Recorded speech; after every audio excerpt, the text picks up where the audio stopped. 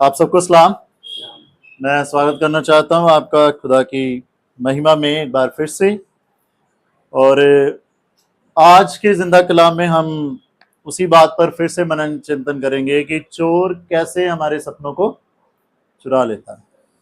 बुधवार जो लोग इबादत में शामिल थे उन सबको पता होगा, उन सबको याद भी होगा कि हम किन बातों पे गौर तलब कर चुके हैं और चोर कैसे हमारे सपनों को चुराता है। हमने गौर तलब किया था कि वो क्या करता है कि हमको सबसे पहली बात हमें उलझनों में डाल देता है, जिसको हम मतलब स्ट्रगल भी कहते हैं इंग्लिश में। ऐसी उलझनों में मैंने बताया था कौन कौन सी उलझनों में डाल देता है। सबसे पहले नकारात्मक लोगों की बातों में, है ना, हमें उलझा देता है। हम उनकी बातों में क्या करे रहते हैं, अपने आप को अंडर एस्टिमेट करते रहते हैं, उलझे रहते हैं। फिर याद होगा तो हमने देखा था, मैंने बताया था कि हम अपने आप को ही नहीं काबिल समझते हैं। वो हमारे अंदर ऐसी फीलिंग डाल देता है कि भाई आप इस लायक नहीं हो कि आप इस लेवल पे आगे बढ़ सको।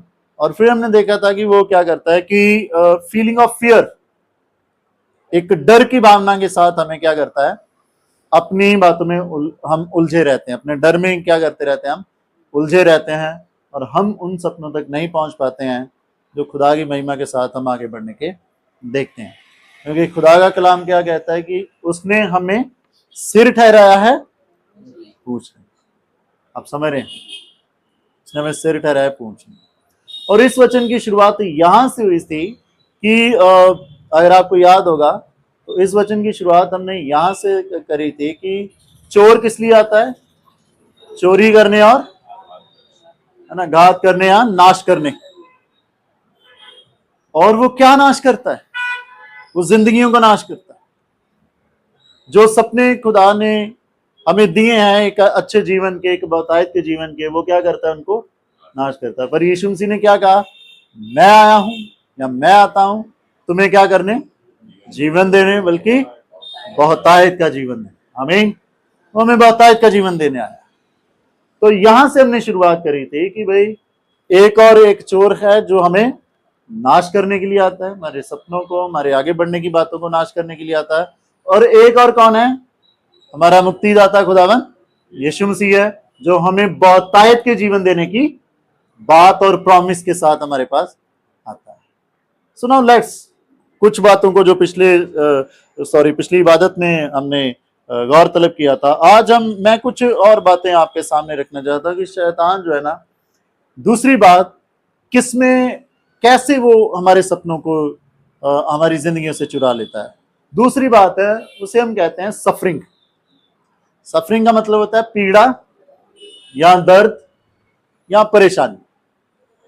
वो हमारे जीवन में ऐसे ले आता है कि हम अपने सपनों को भूल जाते हैं। हम उस बहुतायत के जीवन की बातों में आगे बढ़ने के लिए हम क्या करते हैं, भूल जाते हैं और अपने आप को एक ऐसी दशा में, एक ऐसी सिचुएशन में खुद से ही डाल देते हैं जिसमें खुदावंद यीशु मसीह हमें रखना नहीं चाहते। आपको पता है, जबूर जब आप 40 पढ़ोगे तो जबूर 40 में राजा दाऊद ने बड़ा ही अच्छा बोला है कि यहोवा ने क्या किया कि मुझे कीचड़ में से निकाल के कहां पर रखे मेरे पैर, चट्टान पर। उसने मेरे पैरों को कहां पर रखा, चट्टान पर। चट्टान पर क्यों, क्योंकि वहां से पैर फिसलते, आप समझ रहे हैं, पैर कहां फिसलेंगे, जहां कीचड़ है। तो वो क्या कहते हैं, राजा दाऊद ने क्या कहा कि यहोवा परमेश्वर ने मुझे कीचड़ में से निकाल के मेरे पैर कहां पर रखे, चट्टान पर। मेरे पैर फिसलते नहीं है और मैं मजबूती से आगे बढ़ता हूं एक अच्छे जीवन के लिए, एक अच्छी ब्लेसिंग के लिए, एक अच्छे जीवन के लिए, एक अच्छी ब्लेसिंग के लिए। मैं कुछ बातें आपके सामने रखना चाहता हूं और यहां पर एक लाइन मैं बोलना चाहता हूं कि यहां पर एक सवाल खड़ा होता है। यहां पर सवाल यह खड़ा होता है कि भाई साहब, बात तो हो रही है कि यीशु मसीह ने कहा, ध्यान से सुनना, क्योंकि ये मैं जो सवाल करने के लिए जा रहा हूं इसका जवाब हम सबको मिलना बहुत जरूरी है। क्योंकि ये सवाल हम सबकी जिंदगियों में बहुत बार हम इस चीज को फेस करते हैं। और वो इस सवाल पता क्या है, वो सवाल ये है कि खुदा यीशु मसीह ने कहा कि मैं आया हूं तुम्हें जीवन देने, बल्कि बहुतायत का। जब खुदा यीशु मसीह हमें बहुतायत का जीवन देने ही आया है तो वो तो पूरी कायनात का क्या है, मालिक है। तो वो फिर ये दुखों को, ये पीड़ा को हमारे ऊपर मतलब आने ही क्यों देता है? आप समझ रहे हैं? क्योंकि वो तो बहुतायत का जीवन देने आया है, वो तो आराम से दे देना हमें।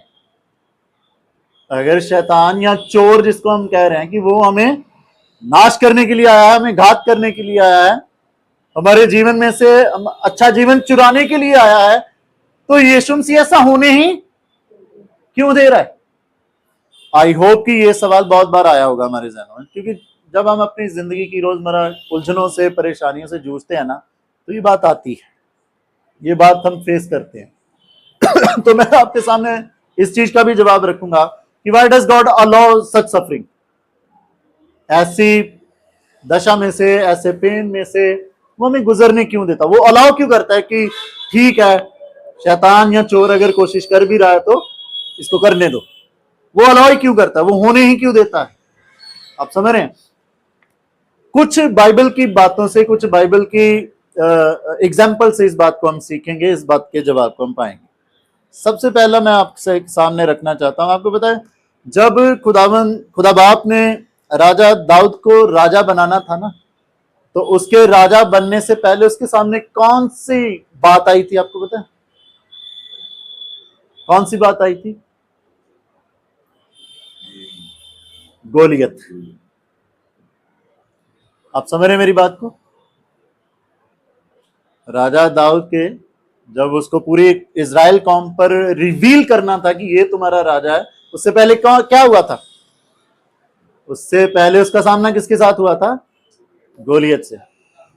आप मेरी बात को बड़े ध्यान से समझिएगा, मैं अभी प्रैक्टिकली कनेक्ट करूंगा। हमारे बच्चों के लिए हमारे सपने हैं एक बड़े, एक अच्छे, एक उज्जवल स्टेटस पे पहुंचने के। आप अपने बच्चों को देखना चाहते हो कि ये एक बड़ी जगह पर पहुंचे, राइट? एक बड़ी नौकरी पे, एक बड़ी पोजीशन पे पहुंचे, तो घर पे सोते हुए पहुंच जाएंगे? आज गोलियत क्या है इनके सामने? आज जिस कंपटीशन की हम बात कर रहे हैं ना, लगभग हमारे देश में 150 करोड़ के करीब क्या है, जनसंख्या है। तो कंपटीशन इज लाइक अ गोलियत। आप क्या समझते हो कि ये सोते रहें, है ना, मोबाइल पे गेम खेलते रहें, और हम ये सोचे कि ये तहसीलदार लग जाएंगे, डीएसपी लग जाएंगे, या कोई और अच्छी जो भी आपने सोची हो लग जाएंगे? सामना करना पड़ेगा। और वो सामना करने के लिए क्या कर, अच्छा इसको ये हमारे लिए पीड़ा है, ये दर्द है, भाई साहब कंपटीशन बहुत हो गया, क्या करें? अरे क्या करना है, उठो। जो लोग, आप मेरी बात को ध्यान से सुनिए, जो लोग आज एक अच्छी पोजीशन पे पहुंचे हैं, वो मंगल ग्रह से आए हुए लोग नहीं है, वो भी हमारे देश में से ही है, हमारे बीच में से ही है, हमारे आसपास में से ही है। कईयों को तो हम जानते भी होंगे। आप समझ रहे हैं मेरी बात को? चोर आता है, वो कैसे नाश करता है? अरे यार ये तुम्हारे बस की, रहन दो, कंपटीशन बहुत ज्यादा है। अरे जो पहुंचे हैं वो कंपटीशन करके ही पहुंचे हैं, तुम्हारी नींद तुम्हें नहीं पहुंचाएगी। आपको पता राजा दाऊद को भी तो रोका था, किसने रोका था? उसके भाइयों ने। आपको पता उसके भाइयों ने उसको डांटा, तू यहां पे क्या कर रहा है? जब गोलियत ललकार रहा था तो वो कहां पर था? वो जंग के मैदान में था, अपने भाइयों को का पता लेने आया था, उनको कुछ खाने पीने की वस्तुएं देने आया था। उसके भाइयों ने उसको डांटा, उसने कहा नहीं मैं तो आप समझ पा रहे हैं? हमें लगता है कि ये बहुत ही बड़ी कष्ट का, पीड़ा का, सफरिंग का है, इसमें तो बहुत मेहनत करनी पड़ेगी, बहुत पेनफुल मेहनत है इसमें, तो रात रात क्या करना पड़ेगा? जागना पड़ेगा, इतना पढ़ना पड़ेगा। अरे तो करो। राजा दाऊद का राजा शाऊल से भी महान राजा बनने से पहले क्या हुआ था? एक बहुत बड़े गोलियत से सामना हुआ था। अब बहुतायत की जिंदगी यीशु मसीह देना चाहता है, पर वो ऐसे, उसके लिए फिर क्या करना पड़ता है। अच्छा, मैं एक और बिब्लिकल एग्जांपल दे रहा हूं, ध्यान से सुनिए। वचन में हमने पढ़ा उत्पत्ति 37 में कि यूसुफ ने कुछ सपने देखे, और सपने उसने क्या देखे कि वो अपने पूरे खानदान में अपने माँ बाप से भी ब्लेसड जा रहा है। यही सपने दे, ये ऐसे सपने दे कि उसके माँ बाप भी उसको क्या करेंगे, दंडवत करेंगे, और उसके 11 के 11 भाई उसको क्या करेंगे, दंडवत करेंगे। मतलब कि he is going to get a very high position, एक बहुत बड़ी पोजीशन पे पहुंचने के लिए। यही सपना था उसका, यही सपना था। अच्छा, जब ये सपना हुआ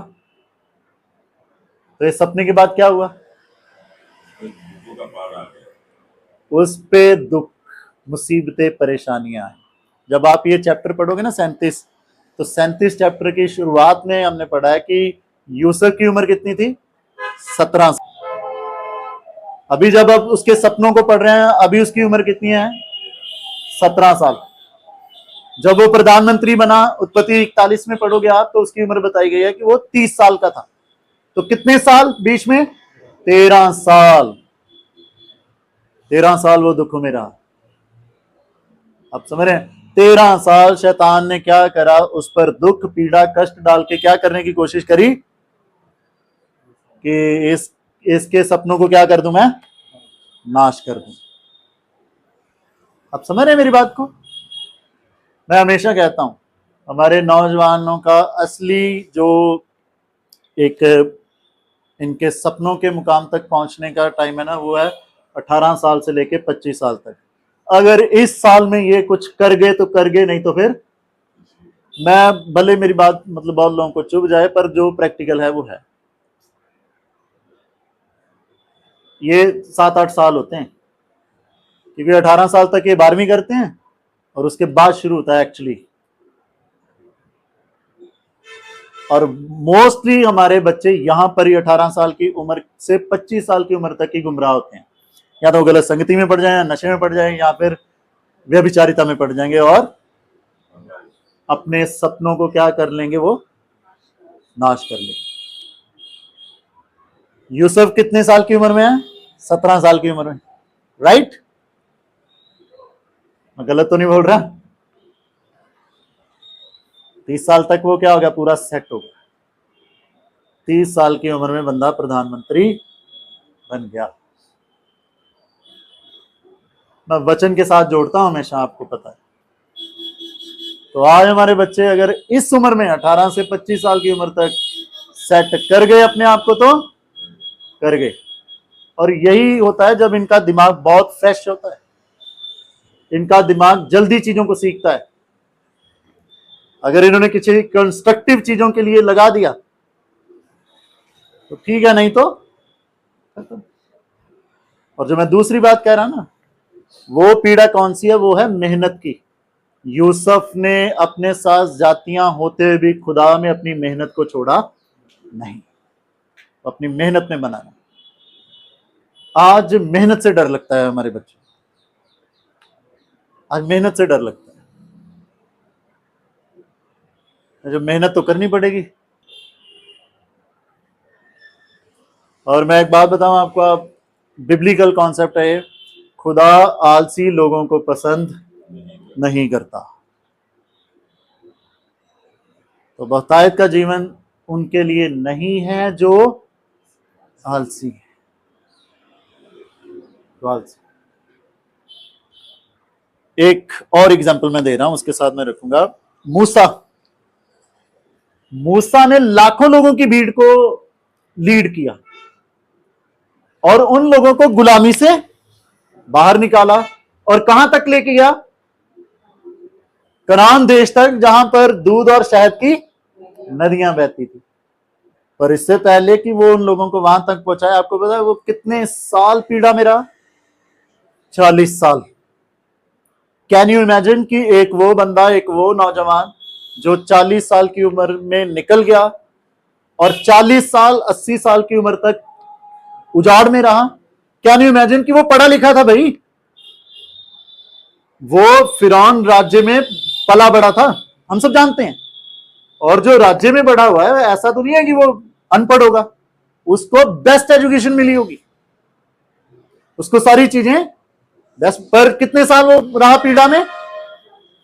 40 साल। नो, क्या आपको लगता है शैतान ने इन दिनों में उसका दिमाग खराब करने की कोशिश नहीं करी होगी? तू किसी काम का नहीं है, तेरी पढ़ाई बेकार है, किसी काम की नहीं है, तू ऐसे ही है।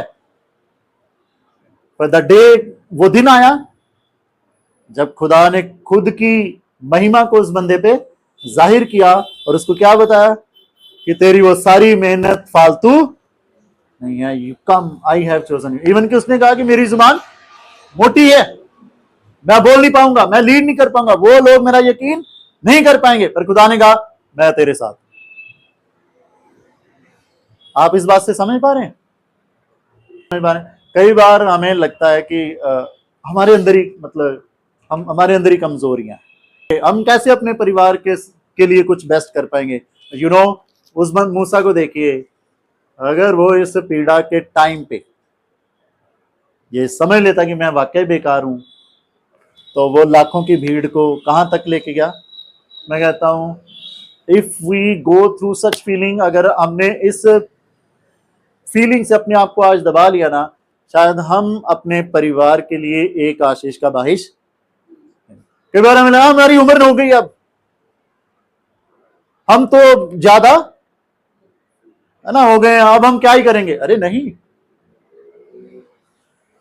जब खुदा की रहमत, तो हम क्यों पीछे हो रहे हैं? डोंट अलाउ, उस चोर को अलाउ मत करो कि वो आपको पीड़ा, कष्ट, इन सारी चीजों में ऐसा उलझा दे कि आप बेस्ट होते हुए भी अपने घर के लिए, अपने परिवार के लिए कहां पर जाते रहो। हमेशा याद रखना, आप जिंदा खुदा के लोग हो। आमीन। आप बेस्ट चीजों के लिए हो, अपने लिए, अपने घर के लिए, अपने परिवार के लिए। ये हमारी सोच है, ये हमारे अपने जीवन को लेने का नजरिया है, जिसकी वजह से हमने अपने आप को क्या कर रखा है, दबा के रखा है। उठो इस सोच से, क्योंकि यीशु मसीह आपको बहुतायत का जीवन देना चाहते हैं, पर जब तक आप इस सोच से नहीं उठोगे, उसका बहुतायत का जीवन आप में काम, क्योंकि हम खुद ही नहीं करने दे रहे हैं हम उसको। हमने उस चोर की बातों में आकर के क्या कर दिया है, अपने उन सपनों को दबा दिया है। ना प्लीज कम ऑन। हो सकता था मूसा भी अपने आप को ऐसे ही दबने देता और क्या होता कि बस खत्म हो जाता। अब जब ये सारी चीजें हो रही हैं, तो मैंने अभी उसी सवाल पे आई, जो सवाल मैंने किया था कि अगर यीशु मसीह हमें बहुतायत का जीवन देने आए ही हैं, तो फिर वो इन दुख, पीड़ा, कष्टों को हम पर आने ही क्यों देते हैं? पता है क्यों आने देते हैं ना? सुनिएगा ध्यान से। सबसे पहली बात, क्योंकि वो चाहते हैं कि जब आप अपने सपनों पे पहुंच जाओ ना, तो आप उसकी कीमत को पहचानो। आप जब एक अच्छे मुकाम पे पहुंच जाओ ना, तो आपको उसकी वैल्यू पता हो। क्योंकि जब चीजें बहुत आसानी से मिल जाती हैं ना, तो उसकी कदर नहीं होती है। ये फैक्ट है। जब लोग आसानी से नौकरी पे या किसी भी अच्छे मुकाम पे पहुंच जाते हैं ना, तो बहुत बार वो उस चीज की कदर को नहीं समझ पाते हैं। इसीलिए तो फिर वो उनका दिमाग ऐसा होता है, कहीं भी मिस यूज हो रहा है पैसा, कहीं भी घूम रहे हैं, कहीं भी, मतलब अब मैं क्या बोलूं कि आवारागर्दी भी कह सकते हैं, होती है।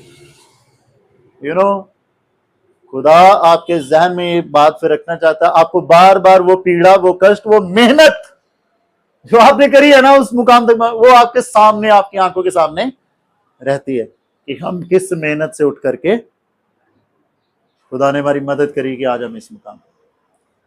दूसरी चीज कि खुदा क्यों अलाउ करता है कि ये पीड़ा, ये मेहनत के दौर से हम गुजरें, ताकि वो नहीं चाहता कि जिंदगी ना हमारी बोरिंग हो या सिंपल है। अगर सारी चीजें बड़ी आसानी से हो रही है ना, जिंदगी का क्या ही मजा है। कुछ तो, वो क्या कहते हैं ना, इंग्लिश का एक वर्ड है बड़ा अच्छा, कुछ तो एडवेंचर हो लाइफ में, कुछ तो हो यार, मतलब करने के लिए, कुछ तो हो अपने बच्चों को बिताने के लिए कि यार हमने ये करके, है ना। जैसे हमारे पुराने जितने भी हैं, वो क्या, उनका एक डायलॉग है, हम दिए की रोशनी में, पढ़े भी होंगे, मैं ऐसा नहीं कह रहा कि वो डायलॉग है, पढ़े भी होंगे, क्योंकि तब लाइट की कमी भी थी, मतलब,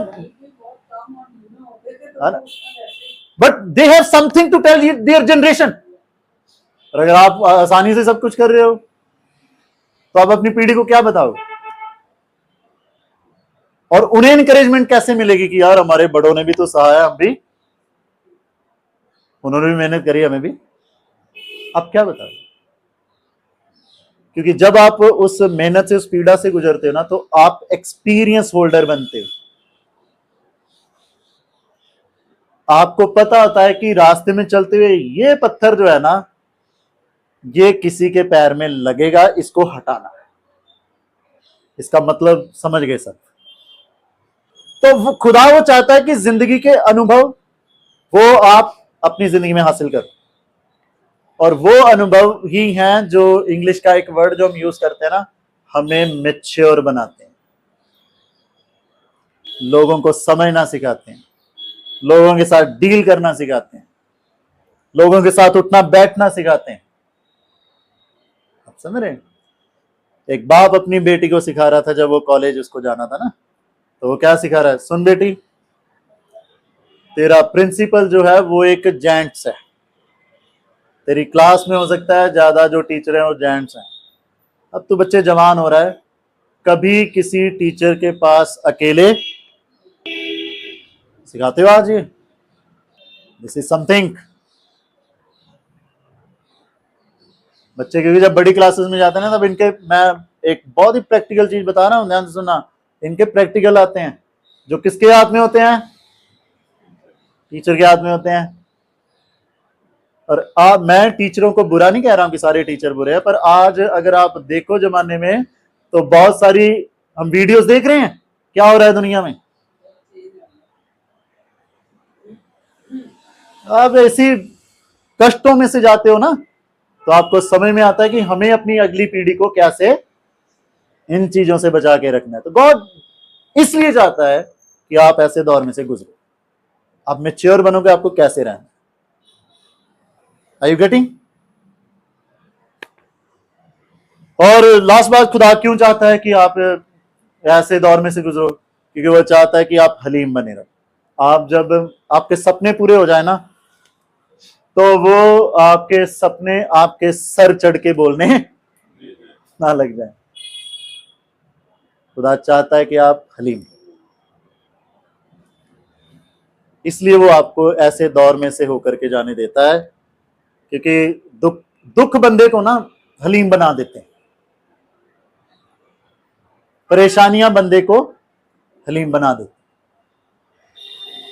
परेशानियां, दुख जो है ना, बंदे की अकड़ को थोड़ा डाउन कर देते हैं कि सुन, आराम से रह। अरे आम बात हम बोलते हैं कि खुदा अगर ऊपर ले जाना जानता है तो वो नीचे लाना जानता है, तो वो ध्यान में रहता है कि वही लाया है और वो नीचे भी लेके जा सकता। बताइए चाहे। ओके, लास्ट बात हम सीखेंगे, चोर कैसे हमारे सपनों को नाश करता है। लास्ट बात है, जो तीसरी बात है, वो है the feeling of embarrassment. Embarrassment English का वर्ड है जिसको हम कहते हैं, एक फीलिंग हमारे अंदर आ जाती है, जलील होने की भावना, बेइज्जती की भावना। ओहो यार, ये तो मेरी क्या हो गई? बेइज्जती हो गई। ये तो मैं क्या हो गया? जलील हो गया। वो ऐसी बातें ला करके क्या करता है? हमारे सपनों को, एक बहुतायत की जिंदगी को क्या करने की कोशिश करता है? नाश करने की कोशिश करता है। देखिए, मैं बिब्लिकली समझाता रहा हूं, बिब्लिकली समझा रहा हूं। सबसे पहले एग्जांपल दे रहा हूं मैं नूह की। वो बंदा जो 70 से 120 साल तक क्या बनाता रहा? जहाज बनाता रहा, कश्ती बनाता रहा। क्या उसको जलील नहीं होना हुआ?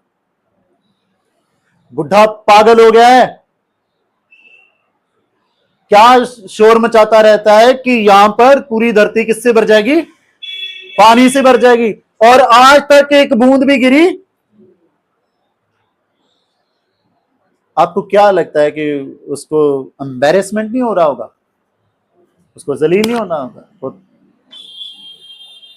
वो जलील हो रहा होगा। आपको क्या लगता है? Now listen careful. भाई साहब, हमने हर तरीके से दुआ करके देख लिया, हमने हर तरीके से उपवास भी रख के देख लिए, और हमने बड़ा कॉन्फिडेंशियली ये बोला भी है कि खुदा हमें एक अच्छे मुकाम पे, उसने कहा है कि वो हमें बहुतायत का जीवन देगा, तो वो हमने सब रिश्तेदार सामने ये वो पूरी अच्छी गवाही दी है। पर अब हम क्या हो रहे हैं? जलील हो रहे हैं, क्योंकि वो सारी बातें हमारे जीवन में पूरी। आप समझ रहे हैं मेरी बात? जब मिलने में देरी हो रही होती है ना, तो फिर शैतान क्या फीलिंग लाता है? ये वाली फीलिंग, जिसको हम क्या कहते हैं? एम्बेरसमेंट, जिसको हम हिंदी अपनी अपनी सरल भाषा में क्या कहते हैं? जलील होना। शर्म महसूस करते हैं, बेइज्जती महसूस करते हैं। आप समझ रहे हैं मेरी बात? और वो शर्म, वो बेइज्जती क्या करती है? हमें खुदा में आगे बढ़ने में क्या करती है? कमजोर करती है, कमजोर करती है। पर नोहा कमजोर नहीं हुआ। और एक दिन ऐसा आया, मैं एक इस पे मूवी भी देख रहा था, जब वाकई वो दिन आ गया ना, वो बारिश, जब पानी आने लग गया चारों ओर से, तो इन्होंने तो क्या था, जहाज पे चढ़ गए और दरवाजे बंद कर लिए थे, क्योंकि खुदा ने कहा दरवाजे बंद कर लो। तो मैं वो मूवी देख रहा था, वो मूवी में लोग इसके पास आके चिल्ला रहे हैं कि भाई हमारे लिए दरवाजे खोल। अब कौन जलील हो रहा है? वो लोग जिन्होंने इसका मजाक। और एक बात हमेशा याद रखना, पंजाबी में एक गीत हम बोलते हैं कि खुदा के वायदे सच्चे हैं, उसके वायदों पर यकीन रखो। अगर उसने कहा है कि उसने हमें सिर ठहराया है, तो वो वहां पर ही हमें पहुंचाएगा। अगर उसने कहा है कि वो हमें बहुतायत का जीवन देगा, तो वो बहुतायत का जीवन देगा। उसने कहा है तो वो होगा, उसने कहा है तो वो। बस हमें अपनी मेहनत में ढीले नहीं पड़ना। मैं एक और बिब्लिकल एग्जांपल आपको दे रहा हूं।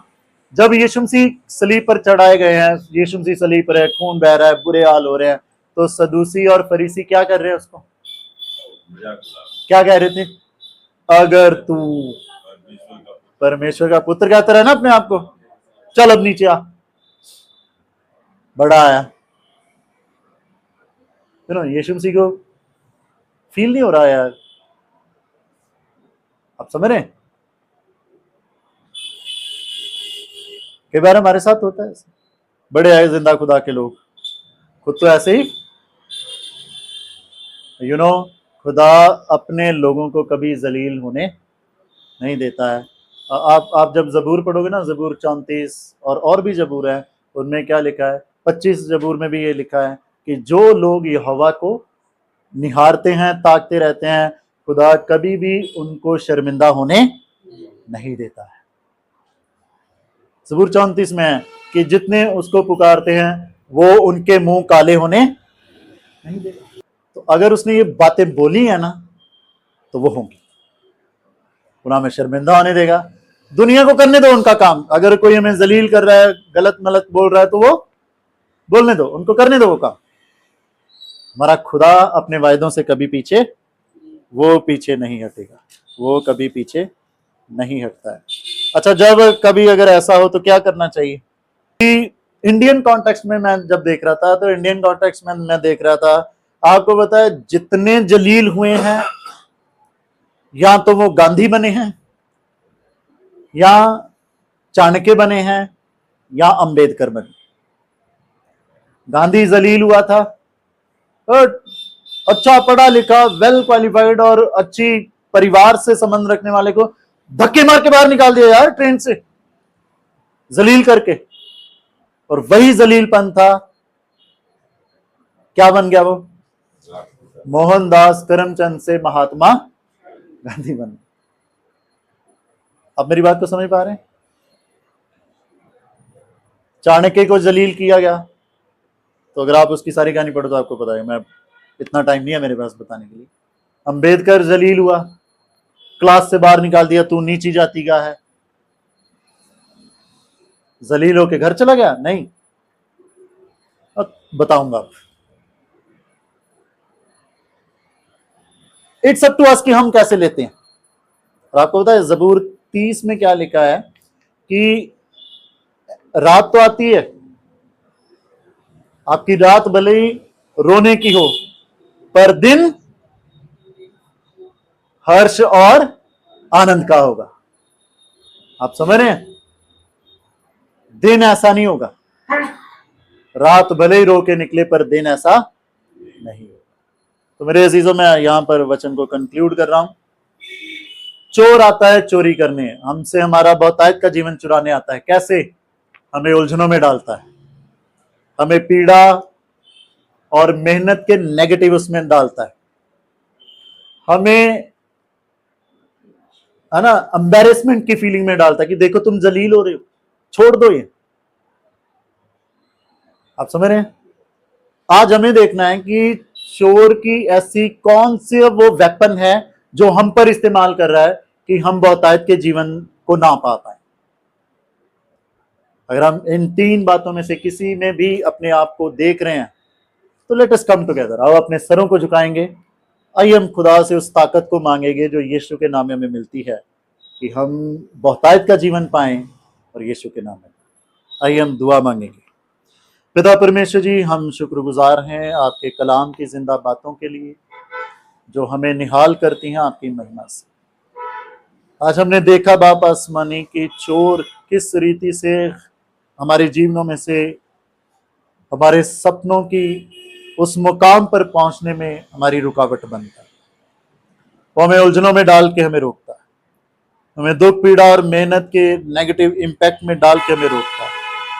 वो हमें रोकता है हमारे अंदर ये भावना पैदा करके एम्बैरेसमेंट की, जलील होने की, शर्म की। पर आप तो वो खुदा हैं जो इन सारी बातों से हमें निकालते हैं जीवन के लिए, बहुतायत के जीवन के लिए। आज अगर कोई भी हम में से पिता परमेश्वरी उस चोर की, उस शैतान की किसी भी बातों में आकर के अपने आप को रोके हुए है, हे पिता हमें सामर्थ्य देना, क्योंकि आपने हमें सिर ठहराया है, क्योंकि आपने हमें बहुतायत का जीवन देने का वायदा किया है, और जो आपने बोला है वो होता है। तो ये हमें हिम्मत और सामर्थ्य देना कि आपके वचन की इन बातों को हम अपने दिलों में जिंदा रख सके और आपकी महिमा में प्रभु जी एक बहुतायत के जीवन के साथ आगे बढ़ सके। शुक्रगुजार हैं क्योंकि आपने हमारी प्रार्थना को सुना और हमें बहुतायत का जीवन ब्लेस किया है। इन बातों के साथ, इसी विश्वास के साथ हम ये दुआ हमारे मुक्तिदाता खुदावंद यीशु मसीह के नाम से मांगते हैं। आमीन। God bless you.